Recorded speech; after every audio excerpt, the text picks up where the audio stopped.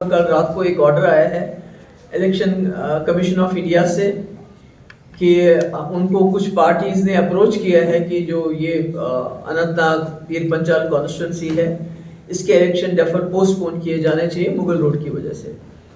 मुझे बहुत ताज्जुब है कि मैं खुद मुगल रोड से आई हूँ और ये जो पहले तो मुगल रोड मई में खुलता था, इस बार इलेक्शन की वजह से 8 अप्रैल से खुला है और कुछ दिन 1-2 दिन बंद रहा, मगर उसमें भी जो हमारे पेशेंट्स वगैरह थे उनको मुगल रोड से ही भेजा गया कि इतना इमरजेंसी तरीके से काम हो रहा है इसका।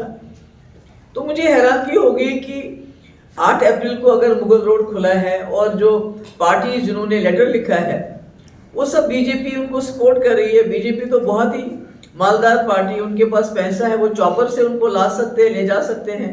पर हमारी जैसी पार्टी जिसके पास रिसोर्सेज नहीं है, हमने अपनी इलेक्शन की मुहिम 20-25 दिन से शुरू किया। हमारे वर्कर अपनी जेब से पैसा खर्च करके इस मुहिम को आगे चला रहे हैं, तो हमारे लिए तो ये फिजिबल नहीं है। अगर आप उसको और 20 दिन डिले करते हैं तो मैं जानना चाहती हूँ कि इसके पीछे क्या वजह है, क्योंकि मैं इलेक्शन कमीशन ऑफ इंडिया और बीजेपी की सरकार को भी कहना चाहती हूँ कि जम्मू कश्मीर के लोगों का बहुत मुश्किल से इलेक्शन प्रोसेस पे यकीन हो गया है। वो भी उसके लिए उनके जो अपने लीडर हैं बीजेपी के, अटल बिहारी वाजपेयी को 2002 में लाल किले से ऐलान करना पड़ा कि हम जम्मू कश्मीर में जो इलेक्शन फ्री एंड फेयर करवाएंगे, और आज ये उसी इलेक्शन को दागदार बनाना चाहते हैं। ये कहीं भी मुल्क में नहीं होता है कि आप किसी वजह से, सड़क की वजह से, किसी और वजह से जो है इलेक्शन को डेफर कर दो, पोस्टपोन कर दो।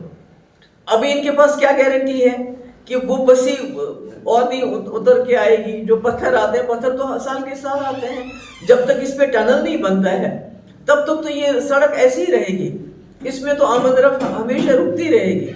तो मेरा ये इलेक्शन कमीशन को और एनडीए सरकार को ये कहना है कि आप जो इस वक्त करना चाहते हैं ये बहुत गलत है। इससे जम्मू कश्मीर के लोगों का जितना भी भरोसा है, अब उनके पास क्या रखा है आपने? सब कुछ तो ले गए। अब एक वोट की पर्ची का हक भी आप उनसे छीनना चाहते हैं। आप 87 को रिपीट करना चाहते हैं। आप जानते नहीं हैं 87 में इलेक्शन में दागियों की वजह से सारा जम्मू कश्मीर आज तक जल रहा है, लहू लुहान हो चुका है। लोगों की यहाँ शमशान घाट भर गए हैं, कब्रिस्तान भर गए हैं उसकी वजह से। तो आज सिर्फ महबूबा मुफ्ती को रोकने के लिए सारे तो पहले ही ऑलरेडी गैंग अप हो गए हैं, सारे तो इकट्ठे हो गए हैं मेरे खिलाफ। मगर लोगों का रुझान देखिए, लोगों का साथ देखिए, cutting across communities, religion, party lines, जो लोगों का रुझान है पीडीपी की तरफ, जो लोग समझ चुके हैं कि पार्लियामेंट में एक ऐसी आवाज़ भेजनी है जो हमारी बात करे, हमारी वकालत करे। उससे डर से, उसके खौफ से इलेक्शन कमीशन को इस्तेमाल किया जा रहा है इस वक्त, जबकि सिर्फ 10 दिन रहे हैं इलेक्शन। तो मेरी एक ही गुजारिश है इलेक्शन कमीशन ऑफ इंडिया से कि कोई भी इस किस्म का एडवेंचर मत कीजिए। पहले ही जम्मू कश्मीर बहुत सफ़र किया है, पहले ही जम्मू कश्मीर का इलेक्शन के ऊपर बहुत कम एतमाद रहा है।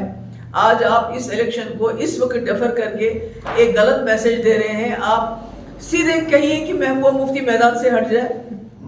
ये बहाना करने की क्या जरूरत है? इलेक्शन को कहीं भी मुल्क में इस तरह इलेक्शन डेफर नहीं होता है।